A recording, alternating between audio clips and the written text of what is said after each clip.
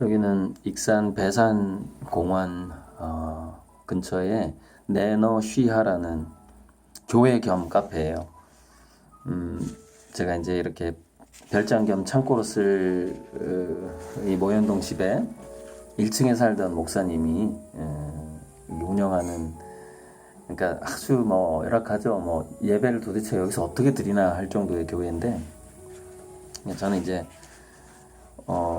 초등학교 5, 6학년 때부터 대략 고2, 그 다음에 이제 30대에도 교회를 좀 다녔기 때문에 10년 이상 이 교회, 특히 이제 청소년기의 교회에 교육을 받았다라는 점, 그것이 늘 제가 방송 촬영할 때 비유를 성경 비유를 자주 듣는 이유가 그 10대 때 영향을 받아서 그런 것 같아요.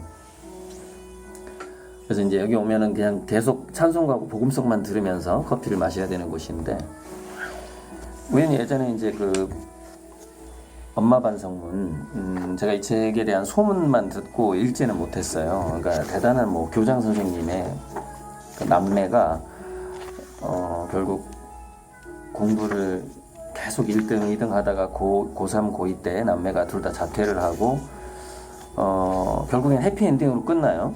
이제 그 스트레스로 이제 이 엄마가 거의 죽을 뻔하다가 해피엔딩으로 끝나는데, 이제 해피엔딩은 약간 좀 흔히 우리가 말하는 경쟁력 있는 직업을 갖지 않고 그냥 행복하게 사는 그런 아들, 딸, 그리고 서로 이렇게 존중해주고 사랑하는 이제 그런 해피엔딩으로 끝나죠. 근데 이제 이 뒤에 보면은 이 엄마가 권사님이 됐다, 축하한다, 이런 편지 같은 게 나와요. 근데 이 책은 한번 사셔 보셔도 되고, 좀 그런 갈등, 내가 우리 애를 정말 더 경쟁력 있게 키우고 싶은데 이게 좀 관계는 좀 안 좋아지는 것 같다, 이런 분들이 한번 미리 읽어볼 만한 책이죠. 미리. 이제 이분은 그걸 다 겪고 이제 아이들이 거의 이제 30대가 이제 되었거나 돼가는 그 정도의 이제 경험을 이제 고백을 한 건데, 굉장히 다행인 거예요. 그러니까 이렇게 안 끝나는 사람도 있어요. 무슨 얘기냐면, 자식이 반항을 했을 때 자식 중에 한 명이 자살을 한다거나 아니면 이 부모가 자살을 한다거나 이런 케이스도 있어요. 그렇게 심하게 끝날 수도 있는 케이스였어요. 그런데 다행히 해피엔딩이 된 겁니다. 이분이 이제 이 엄마가 코칭도 배우고 하면서 이제 해피엔딩이 된 거죠. 제가 이 영상을 어떤 주제로 찍고 싶었냐면,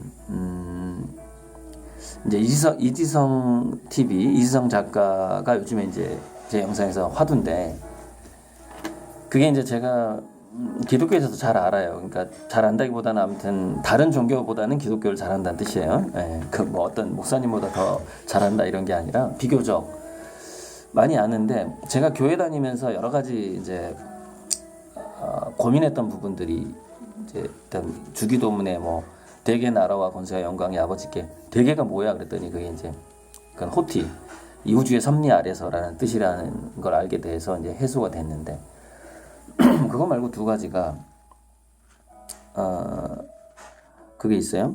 너의 이웃을 내 몸처럼 사랑하라는 예수님이 새롭게 두 계명을 두나니 그 두 계명이 있어요. 근데 기독교인 중에서 같은 교회를 다닌다고 해서 그 계명의 해석이 다 같지를 않거든요. 그러니까 네 이웃을 내 몸처럼 사랑하라 했을 때 너의 이웃이 자기 교회 사람인 경우도 있고 자기 가족 친척인 경우도 있고, 그 한계가 있어요. 그래서 전 세계적으로 보면 너의 이웃에 이슬람은 절대 포함이 안 되죠. 거기는 완전히 사탄의 그룹으로 되어 있죠. 기독교 국가에서는 뒤로는 친한지 모르겠지만, 그렇게 어찌 보면 이 지구가 공기 오염을 보면은 그렇게 크지 않은데, 그다음에 후쿠시마 어떤 방사성 폐기물이 이 지구를 돌아다니는 거 보면은 한국뿐만 아니라 미국까지 간단 말이죠. 플라스틱 쓰레기가 전 세계를 이렇게 일주를 해요. 그렇게 이 지구가 생각보다 그렇게 크지 않거든요. 지구촌인데 그야말로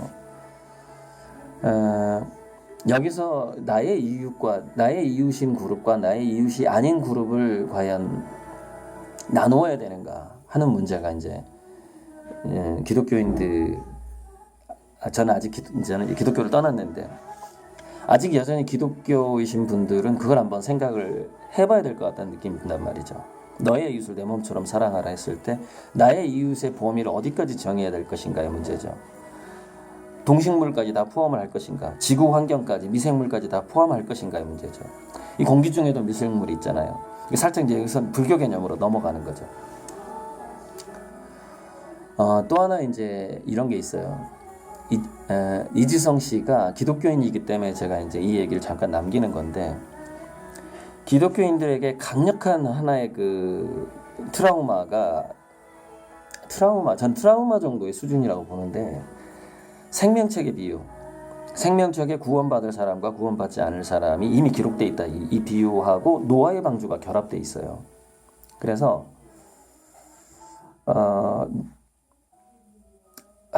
그 어떤 재난 영화에 보면은 노아의 방주가 또 다시 등장하죠. 이제 새로운 시대의 노아의 방주. 그게 이제 미국에서 그런 영화가 나오는 이유가 이제 기독교적인 배경이 많이 깔려 있다 보니까 누군가가 노아의 방주를 탈 만한 사람인가 그렇지 않은 사람인가가 있어요. 그런데 그게 또 어떻게 발달을 해버리냐면은 예를 들어서 상류층이냐 중산층 미만이냐에서 내가 지금 수입이 높아 부자가 됐어. 강남에 빌딩도 생겼고 정말 지구가 멸망하지 않는 한 나는 영원히 부자일 것 같아. 근데 이것을 자기가 마치 그 신의 축복을 충분히 받았고 이미 노아의 방주에 탄 사람처럼, 그리고 이제 본인은 교회를 다니고 있고 이미 천국 백성이라고 생각하고 있는 거예요. 선민 의식이 있는 거죠. 이렇게. 그럼 그것을 노아의 방주를 이미 탔다라고 생각을 하거든요. 생각이 들게 돼요. 그러면 어떤 생각이 드냐면은 경제적인 부가 노아의 방주랑 의식이 연결돼 버리면 가난한 게 나쁘다가 돼 버려요. 그러니까 니네들은 아직 신의 축복을 못 받았구나 이렇게 돼 버리거든요.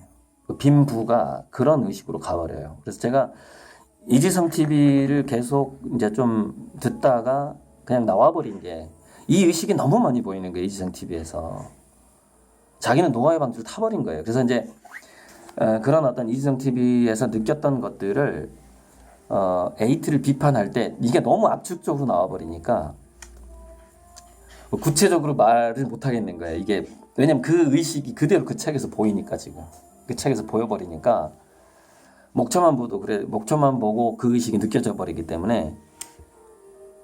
그래서 제가 한 번 더 비판을 하자면은 에이트는요 한국의 상류층을 위한 책도 아니에요. 정말로 IT 귀족, 미국이나 유택의 거물급들의 자녀를 위한 책 같단 말이죠.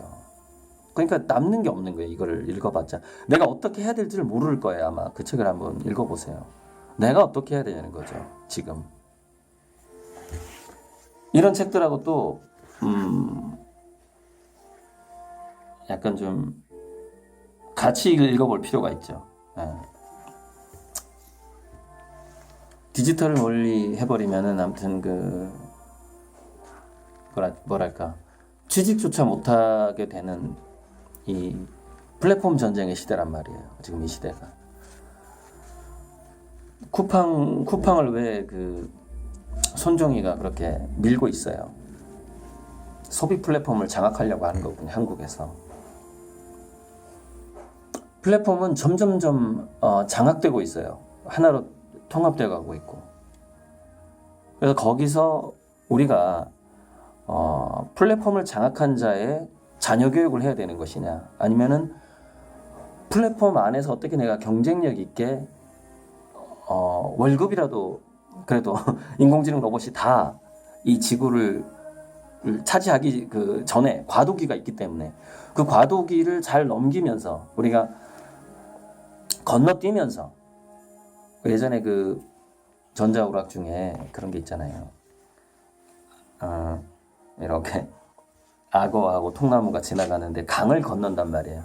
강을 건너다 보면 때로는 악어 등에 올라탈 수가 있는 거예요. 또 통나무에 올라타기도 하고 이렇게 폴짝폴짝 이게 개구리가 뛰면서 이렇게 강을 건너는 게임이 있는데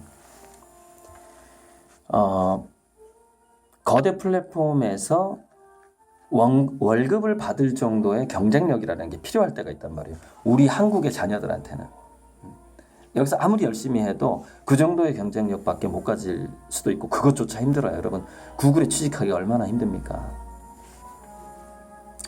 그런 의미에서 그 이제 에이트의 그 모순점들이 그러니까 이렇게 보이는 거죠. 노아의 방주 안에 자기는 이미 선택된 사람으로서 책을 써서 노아의 방주 밖으로 던지는데 실은 그 책은 노아의 방주 안에 있는 사람들 위한 책이란 말이에요. 근데 밖에 던져요. 왜 밖에 던지죠? 많이 팔려야 돈이 되니까. 상류층들은 그 책 사지도 않아요. 그러니까 뭐냐면 상류층을 위한 책인데 그 책과 관계없는 사람들한테 책이 팔리고 있다는 느낌이 목차를 보자 딱 느낌이 오는 거죠. 그러니까 이제 너무 이제 어이가 없었던 거죠. 일단은 이 정도만 찍겠습니다. 그 에이트 비판 영상 시리즈물로 가는 건데 거기서 이제 제가 첫 영상에서 다 말하지 못했던 것들이 이제 하나둘씩 이렇게 보충을 해주는 건데 우리 애가 지금 유치원을 가기 싫어하는 것도 이제 훈육 때문이죠. 훈육이 좀 있는 건데 언젠가 우리나라 유치원도 이렇게 반성할 날이 올 겁니다. 우리나라 공교육이 이미 때는 늦겠지만은 이상입니다.